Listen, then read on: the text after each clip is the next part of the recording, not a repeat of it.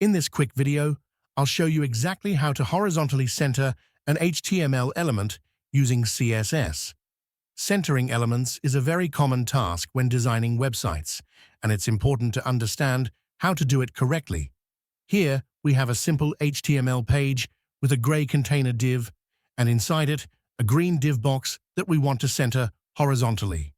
To achieve horizontal centering, we use CSS and the Margin 0 Auto property.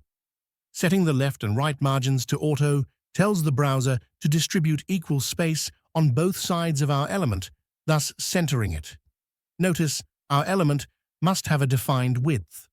Otherwise, the centering will not work properly. Here, our centered box has a width of 300 pixels. Let's see it clearly in action.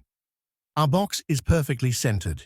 Even when I resize the browser window, it remains neatly positioned in the middle.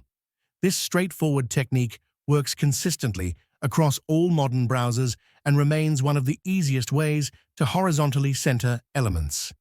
Thank you for watching. If this video was helpful, don't forget to subscribe, like, and stay tuned for more practical web development tips.